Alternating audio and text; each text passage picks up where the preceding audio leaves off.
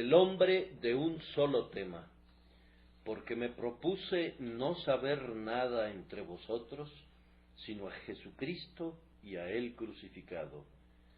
1 Corintios 2:2. Pablo era un hombre de mucha determinación. Todo lo que emprendía lo llevaba a cabo con todo su corazón. Si le oías decir, yo me he propuesto, podías estar seguro de un vigoroso curso de acción. Pero una cosa hago, era siempre su lema. La unidad de su alma y una poderosa determinación eran los principales rasgos de su carácter. Había sido antes un gran opositor de Cristo y de su cruz, y había mostrado su oposición mediante feroces persecuciones. No era de sorprender que cuando se convirtió en un discípulo de este mismo Jesús al que había perseguido, lo hiciera de manera ardiente y pusiera todas sus facultades al servicio de la predicación de Cristo crucificado. Su conversión fue tan notable, tan completa y total, que es natural verlo tan lleno de energía por la verdad, como antes había sido su violento enemigo. Un hombre tan íntegro como era el apóstol Pablo, tan completamente capaz de concentrar todas sus fuerzas, tan enteramente entregado a la fe de Jesús, tenía que incorporarse a su causa con todo su corazón y su alma y su fuerza, dispuesto a no saber de nada más, excepto de su Señor crucificado. Sin embargo, no piensen que el apóstol era un hombre al que fácilmente absorbía un solo pensamiento. Por encima de la mayoría de los hombres, Pablo era alguien que razonaba, calmado, juicioso, franco y prudente. Veía las implicaciones y las relaciones de las cosas y no daba importancia a los asuntos triviales. Tal vez, aún más allá de lo que fuera perfectamente justificable, llegó a ser todo para todos, para de todos modos salvar a algunos, y por tanto, cualquier resolución que tomara, la tomaba sólo después de consultar con la sabiduría. Pablo no era un fanático del tipo que puede ser comparado a un toro que cierra sus ojos y embiste de frente sin ver nada de lo que está a su derecha o a su izquierda.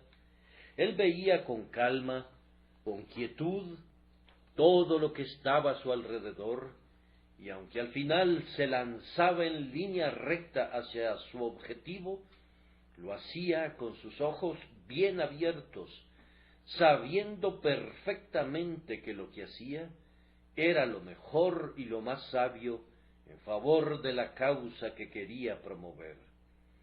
Si, por ejemplo, en Corinto se hubiera requerido que su ministerio comenzara con la proclamación de la unidad de la deidad o con la reflexión filosófica acerca de las posibilidades de que Dios se encarnara, si estos hubieran sido los planes más sabios para dar a conocer el reino del Redentor, Pablo los hubiera adoptado.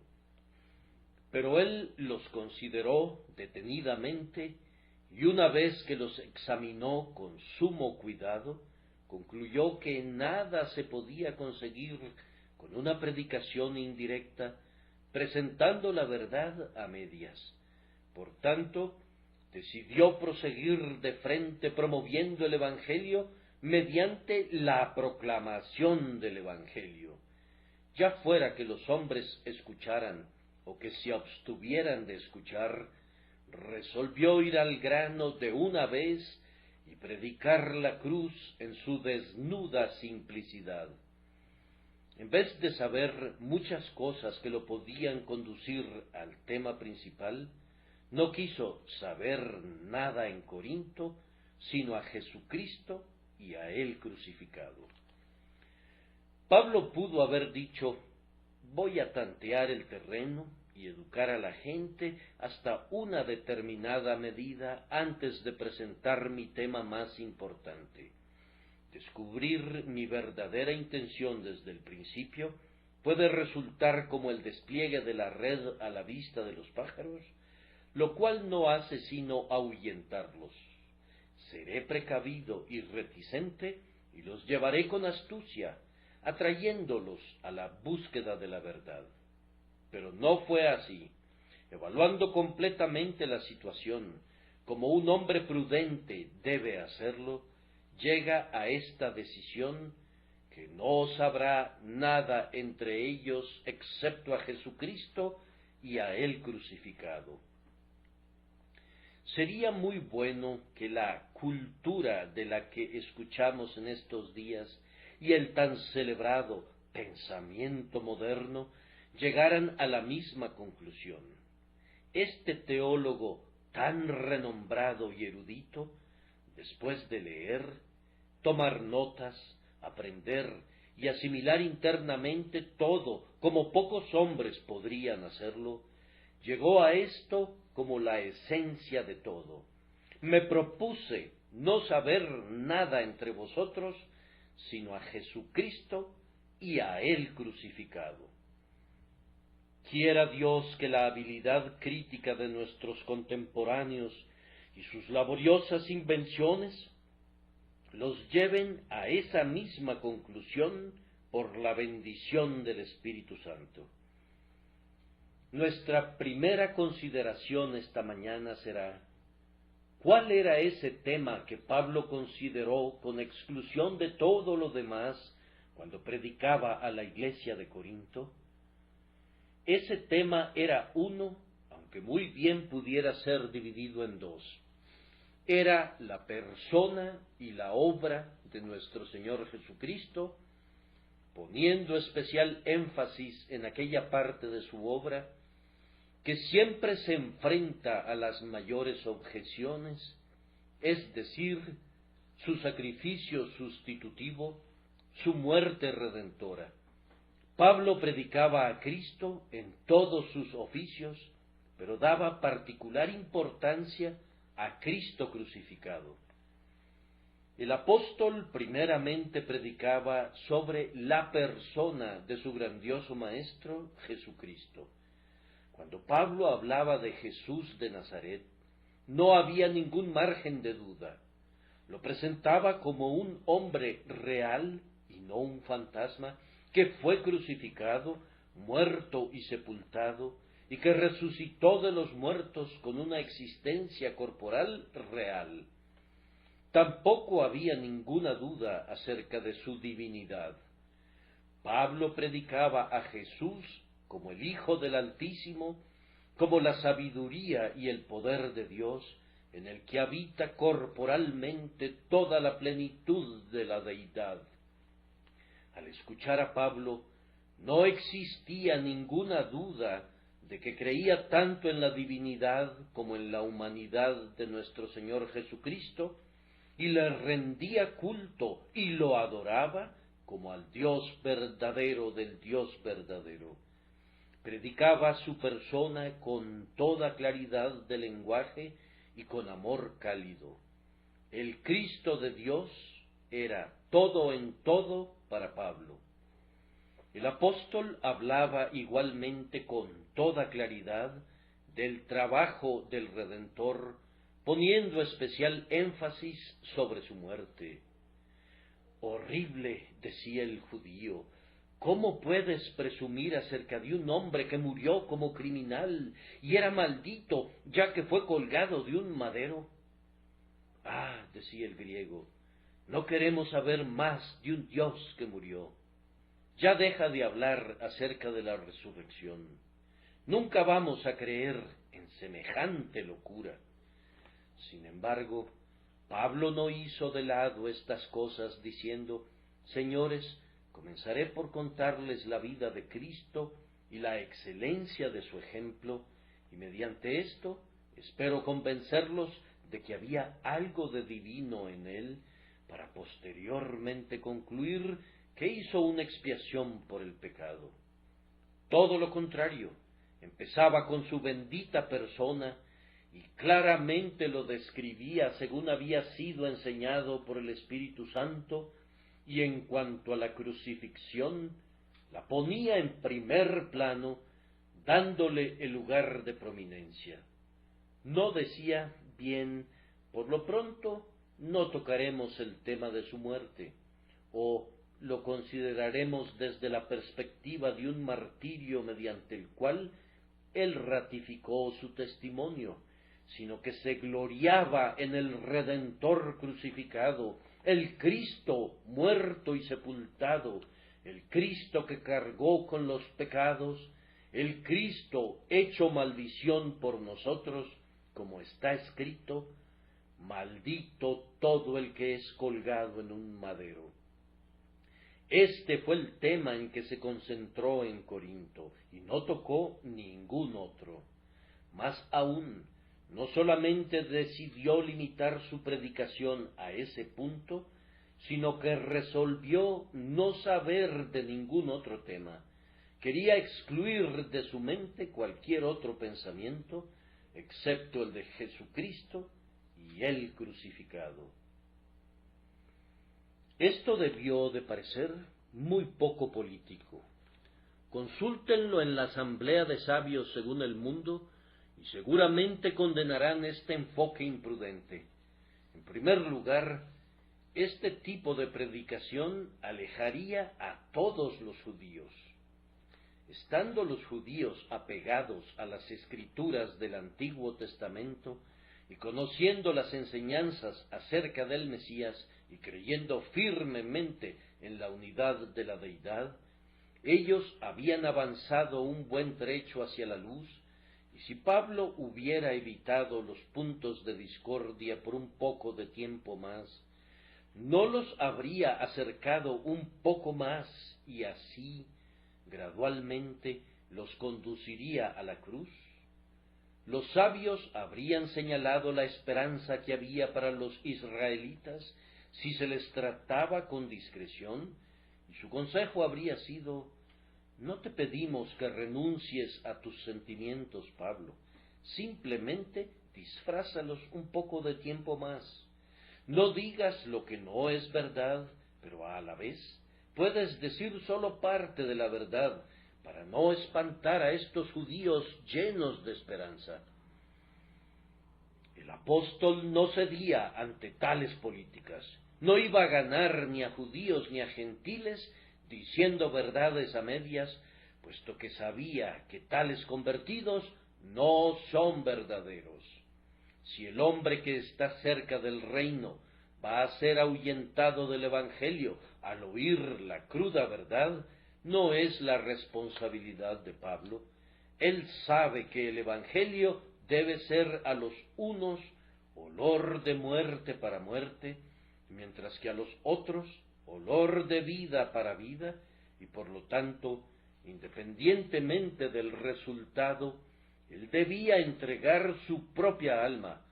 Los resultados no le correspondían a él, sino al Señor.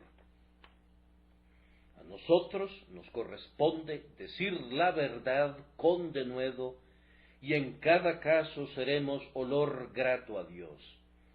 Pero querer contemporizar esperando obtener conversiones es hacer un mal para obtener un bien, y esto debe estar fuera de nuestra consideración en todo momento. Otro diría: pero Pablo, si tú haces esto, vas a generar oposición.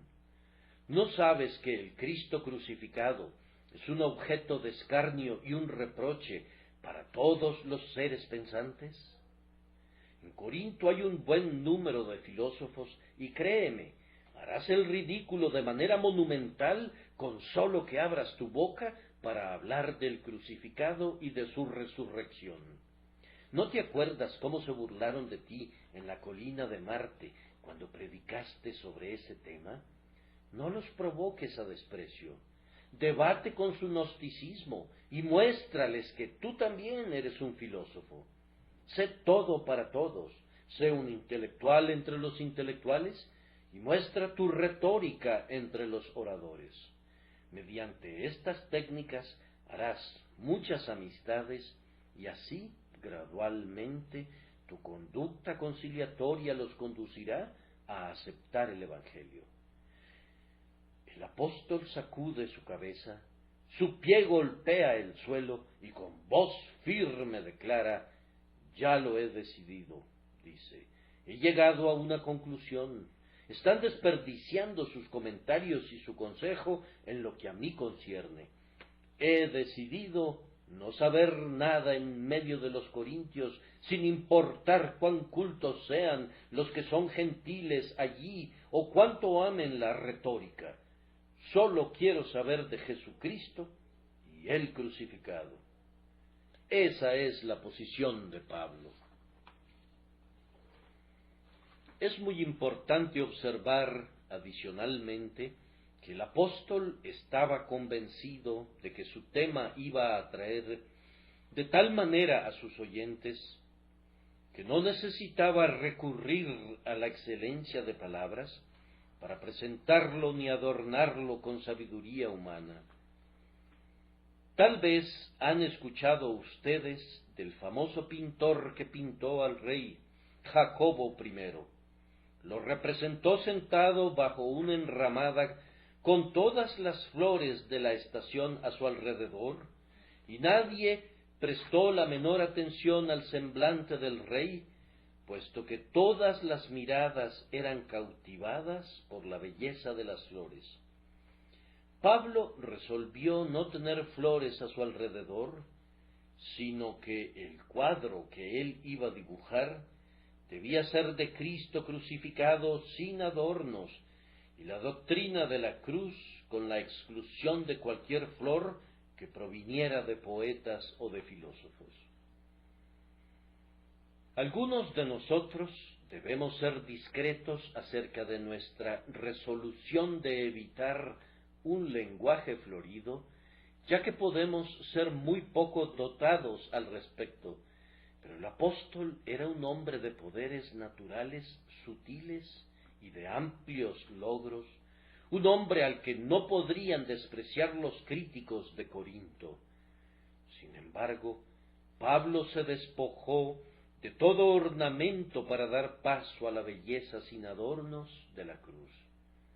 De la misma manera que él no agregaría flores, tampoco iba a ennegrecer la cruz con humo, pues hay una forma de predicar el Evangelio que lo asfixia en el misterio y la duda, de tal manera que los hombres no pueden entenderlo. Un grupo numeroso de personas está siempre calentando y removiendo un gigantesco caldero filosófico, humeante con un denso vapor, que oculta a la cruz de Cristo de la manera más horrible. ¡Ay de aquella sabiduría que oculta la sabiduría de Dios! Es la forma más culpable de locura. Algunas personas predican a Cristo de la misma manera que es representado a veces un buque de guerra en alguna pintura. El pintor ha plasmado únicamente el humo de tal forma que te preguntas: ¿y dónde está el barco?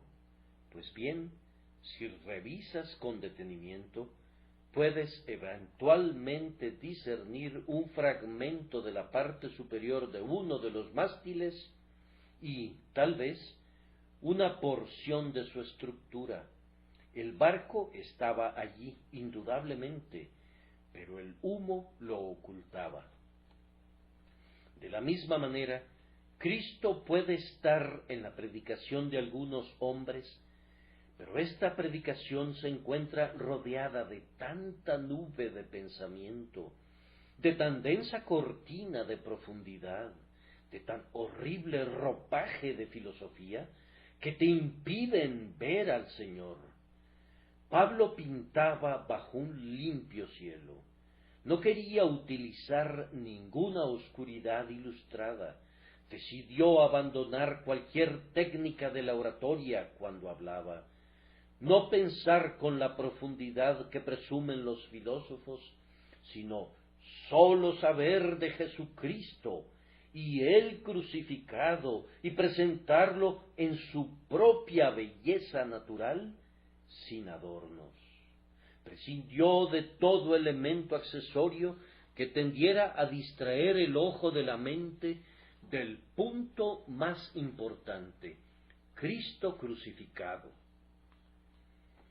Un experimento imprudente, diría alguien. Ah, hermanos, es el experimento de la fe, y la fe es justificada por sus hijos. Si confiamos en el simple poder de persuasión, confiamos en lo que es nacido de la carne.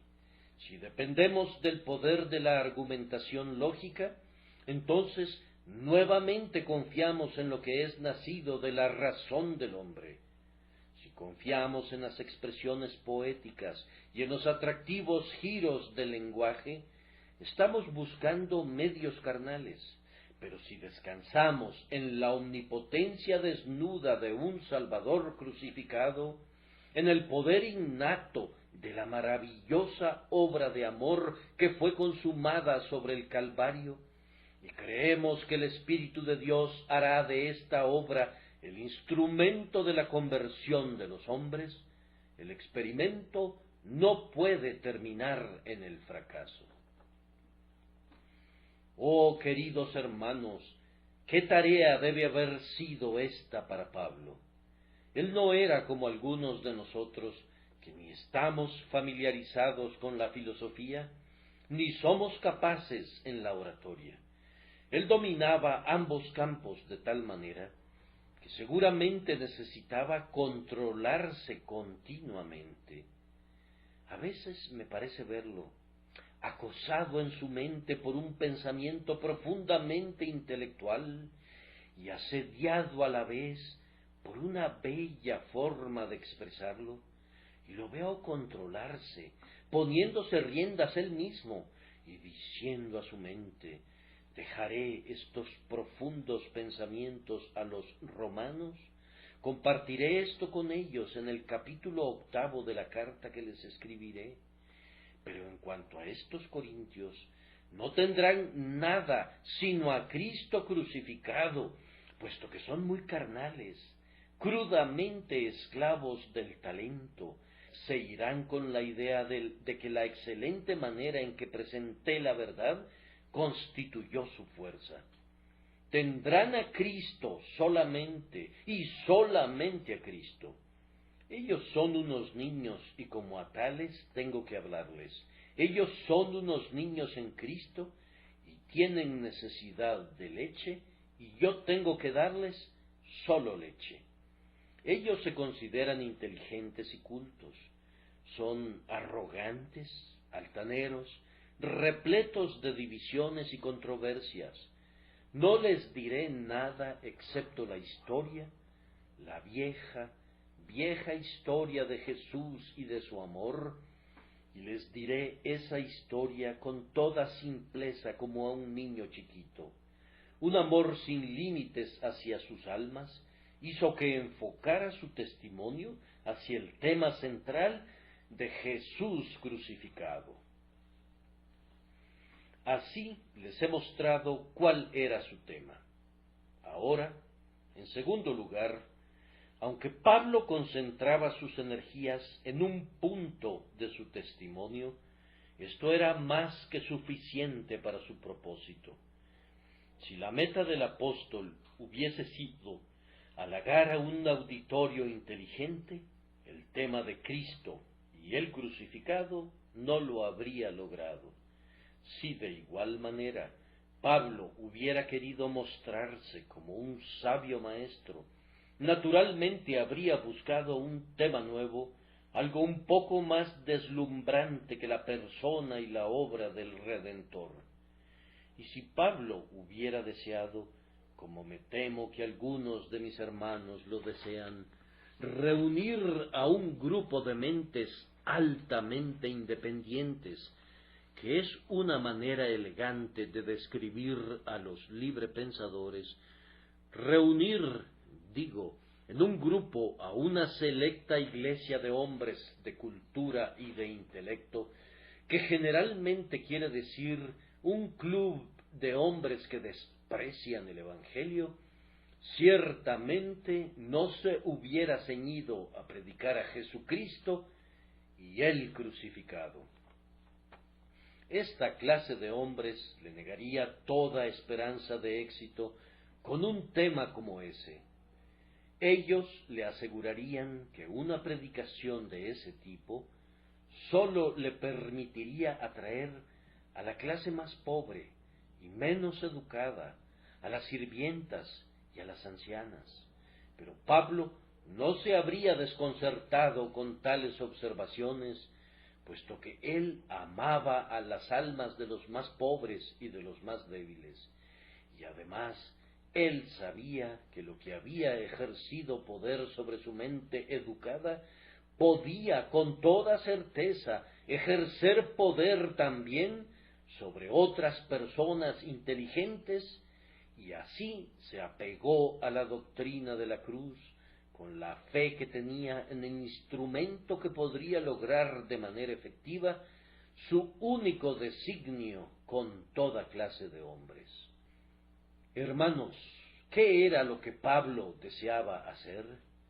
Ante todo, Pablo deseaba despertar en los pecadores la conciencia del pecado, y lo que logra esto de manera perfecta es la doctrina que el pecado fue llevado por Cristo y fue la causa de su muerte. El pecador, iluminado por el Espíritu Santo, ve de inmediato que el pecado no es algo insignificante, que no puede ser perdonado sin una expiación, que conlleva un castigo que debe ser aplicado al pecador.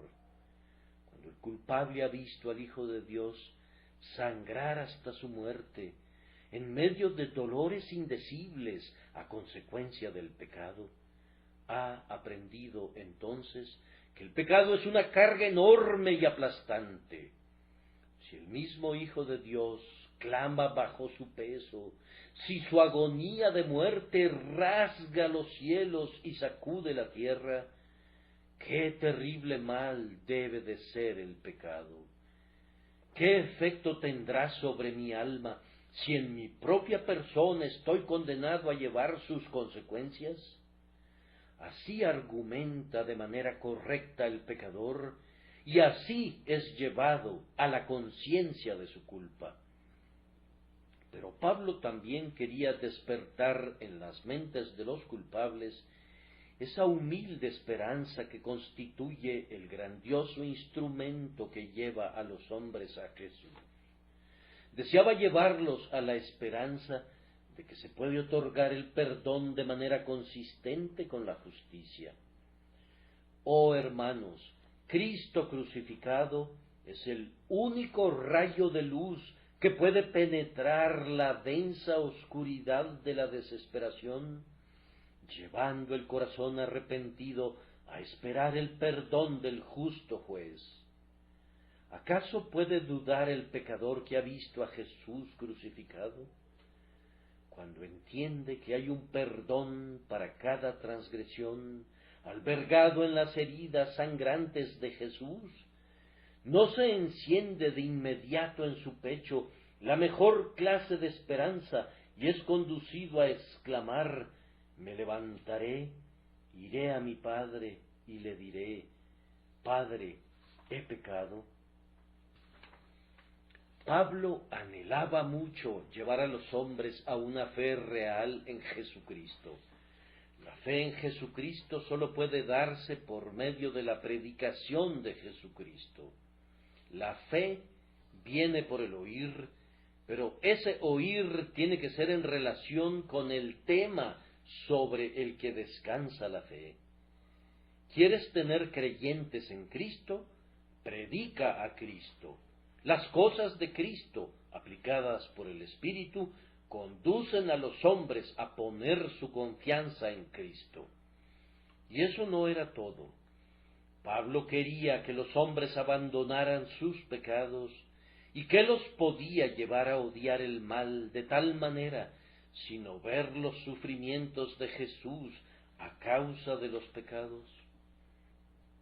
Nosotros conocemos el poder del sangrante Salvador que nos hace querer vengarnos del pecado. Cuánta indignación, cuánto examen de conciencia, cuánta firme determinación, cuánto remordimiento amargo, cuánto arrepentimiento profundo no hemos sentido cuando hemos comprendido que nuestros pecados se convirtieron en los clavos, el martillo, la lanza, sí, los verdugos del bien amado. Y Pablo anhelaba formar en Corinto una iglesia de hombres consagrados, llenos de amor, conocedores de la abnegación, una nación santa, celosos en la realización de buenas obras. Y permítanme preguntarles, ¿qué más se le puede predicar a alguien para promover su santificación y su consagración fuera de Jesucristo, quien nos ha redimido y así nos ha hecho siervos suyos para siempre? ¿Qué argumento es más fuerte que el hecho de que no nos pertenecemos a nosotros mismos, puesto que hemos sido comprados por un precio? Afirmo que Pablo tenía en Cristo crucificado el tema que correspondía a su objetivo, un tema que respondería al caso particular de cualquier hombre, sin importar su nivel de degradación o su grado de cultura, y un tema que sería muy útil para los hombres en las primeras horas después de su nuevo nacimiento, e igualmente útil para cuando estuviesen listos a participar de la herencia de los santos en la luz. Pablo tenía el tema para hoy y mañana, y un tema para el siguiente año, pues Jesucristo es el mismo ayer, hoy y siempre. Tenía en Jesús crucificado el tema adecuado tanto para el palacio del príncipe como para la choza del campesino, el tema para la plaza pública y para la academia, para el templo pagano y para la sinagoga. A donde quiera que Pablo fuera, Cristo sería la sabiduría de Dios y el poder de Dios tanto para el judío como para el gentil, y esto no sólo como una benéfica influencia, sino para la salvación definitiva de todo aquel que cree. Pero debo proseguir al tercer comentario, que el apóstol no podría causar daño a nadie al limitarse a exponer este tema. Ustedes saben, hermanos, que cuando alguien se encasilla en un solo tema, se vuelve muy fuerte en eso, pero se torna muy débil en otras áreas, de tal forma que el hombre de un solo pensamiento es descrito generalmente, según el dicho, cada loco con su tema. Pues bien, este era el tema favorito de Pablo, pero era el tipo de tema en el que un hombre se puede concentrar sin lesionarse a sí mismo o a su vecino. Seguirá siendo un hombre íntegro y completo, aunque se someta de manera total y única a este tema. Pero déjenme decirles que Cristo crucificado es el único tema con esta característica. Permítanme mostrarles que esto es así. Ustedes conocen a una clase de ministros que predican doctrina y únicamente doctrina. Su modo de predicar se parece al conteo de los dedos de una mano. 1, 2, 3, 4, 5, y para variar, 5, 4, 3, 2, 1, siempre un conjunto de verdades determinadas y nada más. ¿Cuál es el impacto de este ministerio? Pues es, generalmente, formar una generación de hombres que piensan que lo saben todo, pero que en realidad saben muy poco, muy decididos, y esto es positivo, pero muy estrechos, muy limitados, muy intolerantes, lo cual es negativo. No puedes predicar únicamente doctrina sin que tu mente se contraiga y contraigas la mente de tus oyentes. Hay otros que predican experiencia únicamente. Son muy buenas personas. No los estoy condenando, como tampoco a sus amigos, los predicadores doctrinales, aunque ellos también pueden causar daño. Algunos de ellos tocan únicamente las notas sombrías de la experiencia, diciéndonos que nadie puede ser un hijo de Dios a menos que esté consciente del horrible carácter de su pecado innato y gima cada día bajo el peso que le oprime. Hace algunos años escuchábamos bastante acerca de estas notas sombrías, aunque ahora hay menos abundancia de ellas. Me equivoco al afirmar que esta enseñanza forma una raza de hombres que muestran su humildad, juzgando a todos aquellos que no pueden gemir de una manera tan grave como ellos. Una nueva clase se ha levantado recientemente que predica acerca de la experiencia, pero su entonación se da en las notas altas de la escala. Ellos flotan muy arriba, pienso, al estilo de los globos. Solo reconocen el lado brillante de la experiencia, sin querer enfrentar el lado oscuro y la muerte. Para ellos no existe la noche. Elevan sus cantos en días de perpetuo verano. Han conquistado el pecado y se han ignorado a sí mismos. Bueno, eso afirman ellos, aunque nosotros no nos hubiéramos dado cuenta si no nos lo hubiesen dicho. Al contrario, nos hubiéramos imaginado que tenían una muy enriquecida idea acerca de ellos mismos y de sus logros.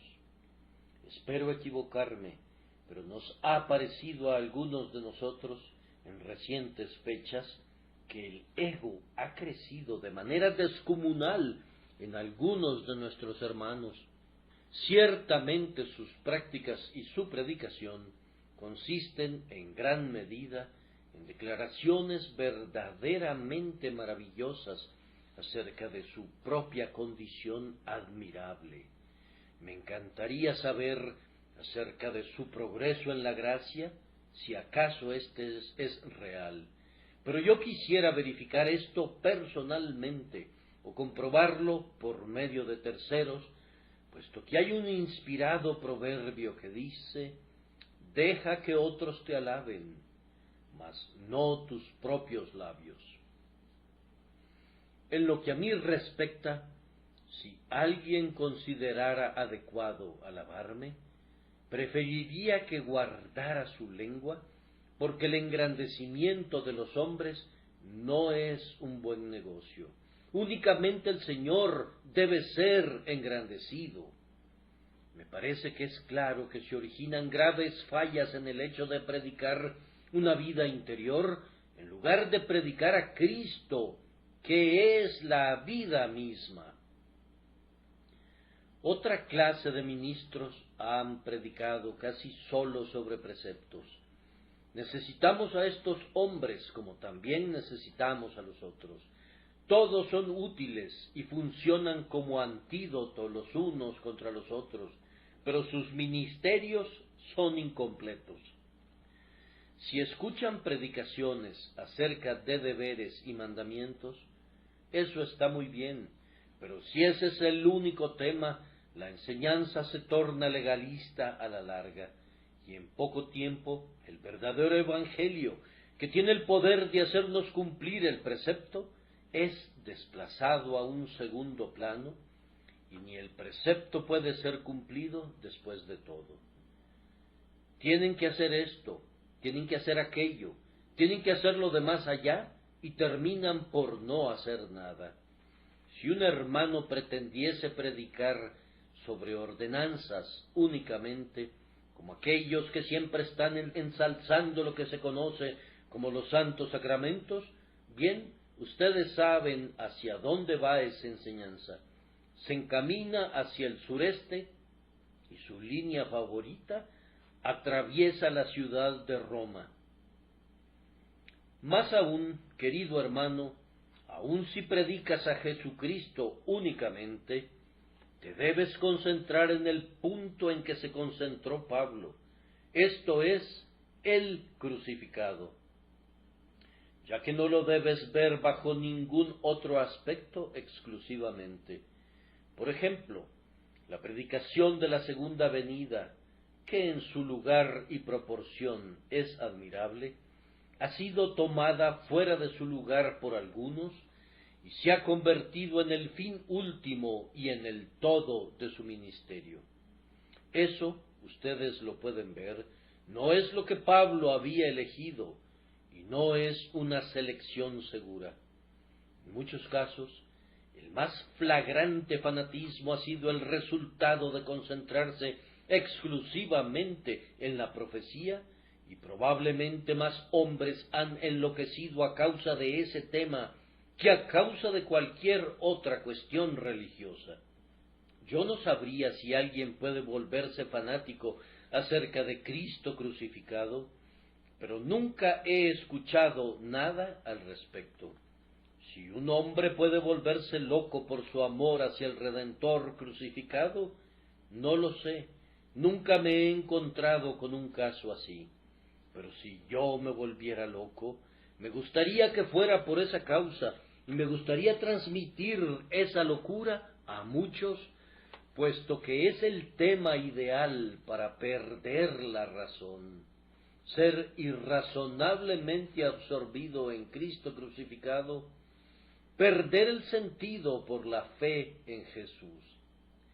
La realidad es que no puede afectar la mente, es una doctrina que puede ser escuchada eternamente y siempre tendrá frescura, será nueva y adecuada para nuestra total humanidad. Digo que la adhesión a esta doctrina no puede causar ningún daño, y la razón es esta: contiene todo lo que es vital en sí misma. Si te mantienes en el límite de Cristo y el crucificado, habrás presentado a los hombres todo lo esencial para esta vida y para la venidera. Les habrás dado la raíz de la cual puede brotar tanto la rama como la flor, y el fruto del pensamiento santo y la palabra y la obra. Basta que un hombre conozca a Cristo crucificado, conocerá a quien es la fuente de vida eterna. Este es un tema que no despierta una parte del hombre, mientras la otra parte permanece dormida. No estimula su imaginación y deja sin ninguna enseñanza a su juicio. No alimenta el intelecto y mata de hambre el corazón. No hay ninguna facultad de nuestro ser que no sea afectada permanentemente por Cristo crucificado. La humanidad perfecta de Cristo crucificado afecta la mente, el corazón, la memoria, la imaginación, el pensamiento, todo. Así como en la leche se encuentran todos los ingredientes necesarios para la vida, así en Cristo crucificado se encuentra todo lo que necesitamos para el sustento de nuestra alma. Así como la mano del músico principal de David tocaba cada una de las 10 cuerdas de su arpa, así Jesús extrae una dulce música de toda nuestra humanidad. En relación con predicar a Cristo exclusivamente, también debemos agregar que esta predicación nunca despertará rencores, nunca saturará las mentes de los hombres con preguntas y contiendas, a diferencia de esos temas sutiles que prefieren tratar algunos hombres. Cuando algunos temas son decididos por mi opinión o por tu opinión y por la opinión de un tercero e incluso de un cuarto individuo, seguramente se va a generar una contienda, pero el que se mantiene al pie de la cruz de Cristo y se acoge a ella, está precisamente donde puede abrazar a toda la hermandad de verdaderos cristianos, puesto que todos estamos perfectamente unidos en una sola mente y en una sola opinión allí. No cabe gloriarse de la opinión del hombre en la cruz. Yo soy de Pablo, yo de Apolo, yo de Cristo. Vienen por no apegarse a Jesús crucificado. Pero si nos apegamos a la cruz como pecadores culpables que necesitan ser limpiados por medio de la sangre preciosa y que encuentran toda su salvación en ese lugar, entonces no tendremos el tiempo para erigirnos como líderes religiosos y para causar divisiones en la Iglesia de Cristo. ¿Ha existido alguna secta en la cristiandad generada por la predicación de Cristo crucificado? No, mis hermanos, las sectas son creadas por la predicación de algo muy por encima de esto. Pero esto es el alma y la esencia del cristianismo y por consiguiente el vínculo perfecto de amor que mantiene a los cristianos unidos. No diré nada más, pero pasaré a mi última reflexión, que es esta. Debido a que Pablo hizo de este su único tema cuando estaba en Corinto, y no hizo ningún daño a nadie con este único tema, cosa que no podemos afirmar de ningún otro tema, les recomiendo que todos nosotros hagamos de este tema el centro de nuestros pensamientos, de nuestra predicación y de nuestros esfuerzos. Hombres y mujeres inconversos, a ustedes me dirijo en primer lugar. No tengo nada más que predicar para ustedes que a Jesucristo y a Él crucificado. Pablo sabía que había grandes pecadores en Corinto, ya que era costumbre en el mundo de entonces llamar a un hombre licencioso un corintio. Ellos eran un pueblo que llevaban la depravación y la lascivia a sus máximos excesos posibles. Sin embargo, en medio de ellos, Pablo no sabía de nada excepto de Cristo y Él crucificado, ya que todo lo que el pecador más grande puede necesitar se encuentra allí. No tienes nada en ti, pecador, y no tienes necesidad de nada que le lleves a Jesús. Me dices que no sabes nada acerca de las profundas doctrinas del Evangelio. No las necesitas conocer al momento de venir a Cristo. La única cosa que debes conocer es esta, que Jesucristo, el Hijo de Dios, vino al mundo para salvar a los pecadores, y cualquiera que crea en Él no perecerá, sino que vivirá eternamente. Me dará mucho gusto que recibas instrucción en la fe posteriormente, y que conozcas las alturas y las profundidades de ese amor que sobrepasa todo conocimiento, pero en este momento lo único que necesitas conocer es a Jesucristo crucificado, y si nunca pasas de allí, si tu mente es de una naturaleza tan débil que nunca puedas entender nada de mayor profundidad que esto, yo, por lo menos, no sentiré ninguna preocupación, ya que habrás encontrado lo que te librará del poder y del castigo del pecado, y lo que te llevará al cielo para estar donde ese mismo Jesús que fue crucificado se sienta en el trono a la diestra de Dios. Oh querido corazón abrumado por la pena, si quieres encontrar alivio, podrás hacerlo en sus heridas. Si quieres encontrar descanso, tienes que encontrarlo en las heridas de sus manos. Si quieres escuchar tu absolución, tiene que provenir de los mismos labios que pronunciaron dulcemente: consumado es. Dios quiera que no sepamos nada en medio de los pecadores, excepto Cristo y Él crucificado. Mírenlo a Él, y únicamente a Él, y encontrarán el descanso para sus almas. En cuanto a ustedes, mis hermanos y hermanas, que conocen a Cristo, tengo esto que decirles. Mantengan esto a la vanguardia, y ninguna otra cosa, sino solo esto, porque es contra esto que el enemigo se enfurece. La parte de la línea de batalla que es atacada más fieramente por el enemigo es ciertamente la más estratégica. Los hombres odian a aquellos a quienes temen. El antagonismo de los enemigos del Evangelio es principalmente contra la cruz. Desde el principio fue así. Ellos gritaban: que descienda ahora de la cruz para que veamos y creamos. Escribirán para nuestro beneficio bellas vidas de Cristo, y nos dirán que fue un hombre excelente, y darán a nuestro Señor el homenaje que sus labios de Judas pueden otorgarle.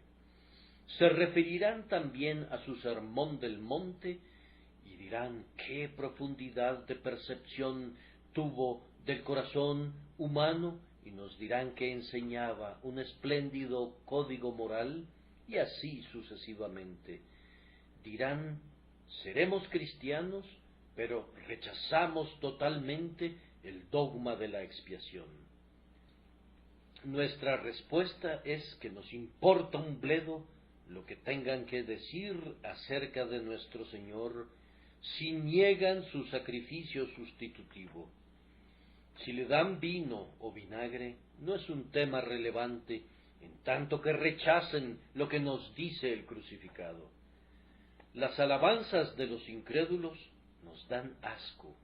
¿Quién quiere escuchar las alabanzas a Dios provenientes de labios contaminados?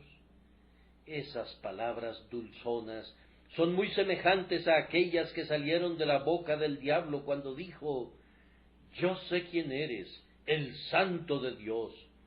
Jesús le respondió diciendo: cállate y sal de él.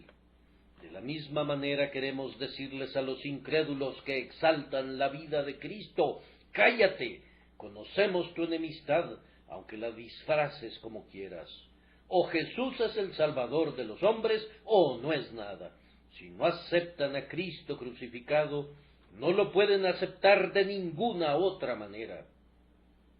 Hermanos míos en Jesús, los invito a gloriarnos en la sangre de Jesús. Hagan que sea manifiesta como si hubiese sido rociada en el dintel y en los dos postes laterales de nuestras puertas, y dejemos que el mundo sepa que la redención por medio de la sangre está escrita en las más íntimas partes de las tablas de nuestros corazones. Hermanos, este es el punto de prueba de cada maestro. Cuando un pescado se descompone, comienza a apestar por la cabeza, según dicen, y ciertamente cuando un predicador se vuelve un hereje, siempre es en relación con Cristo. Si no entiende con claridad a Jesús crucificado y escuchas uno de sus sermones, esa es tu mala suerte. Pero si regresas para escucharlo de nuevo y oyeras un sermón igual al primero, entonces esa sería culpa tuya. Si fueras por tercera vez, habrías cometido un crimen. Si algún hombre tiene dudas acerca de Cristo crucificado, que recuerde los besos de Hart, porque dicen la verdad. No puedes tener razón en todo lo demás, a menos que pienses la verdad acerca de él. No quiero examinar a los hombres en relación con las doctrinas de la Confesión de Fe de Westminster. Yo comienzo aquí. ¿Qué piensas tú de Cristo? Si no puedes contestar esa pregunta, anda y publica tus puntos de vista donde quieras, pero tú y yo estamos tan separados como lo están los polos y no deseo tener ninguna comunión contigo. Debemos hablar muy claramente aquí. Es Cristo crucificado lo que Dios bendice para conversión. Dios bendijo a William Huntington para convertir almas por su medio. Estoy seguro de eso, aunque no soy un partidario de Huntington.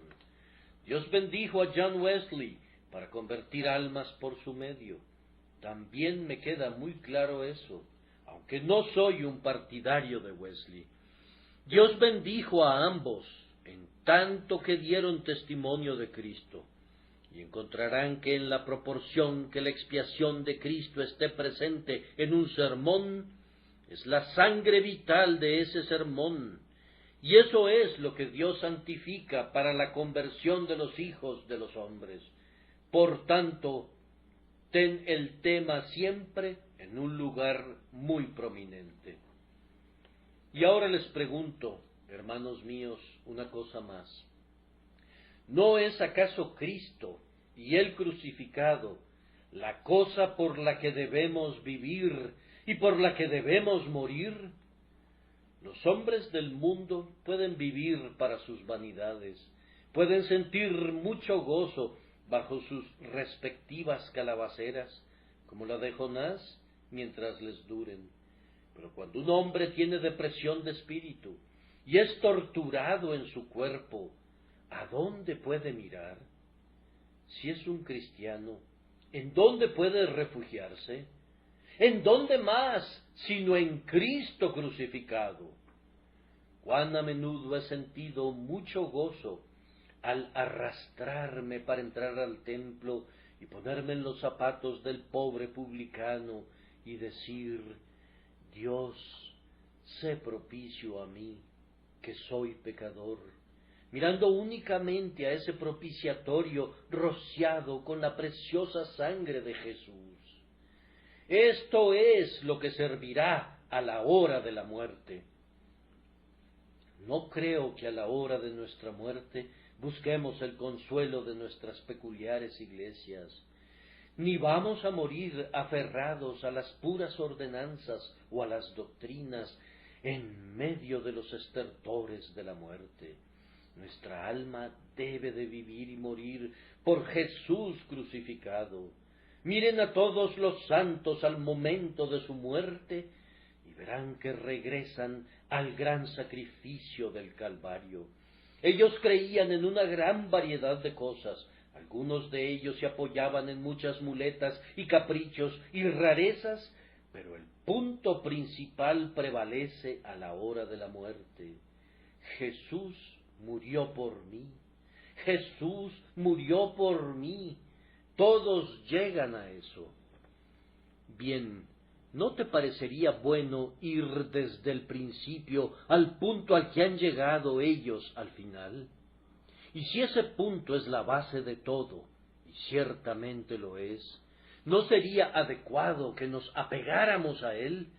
Mientras algunos se glorían en esto, y otros se glorían en aquello, y algunos tienen una forma de culto, y otros otra forma, nosotros digamos: pero lejos esté de mí el gloriarme, sino en la cruz de nuestro Señor Jesucristo, por medio de quien el mundo me ha sido crucificado a mí y yo al mundo.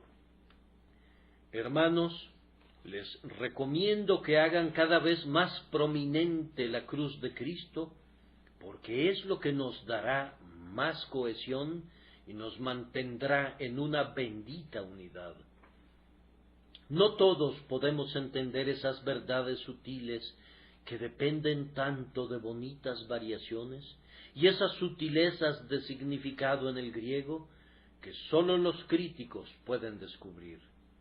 Si buscas estas bellezas, hermano, entonces debes de olvidarte de muchos de nosotros, pobres tontos, porque no podemos correr tras ellas y sólo nos confundirás.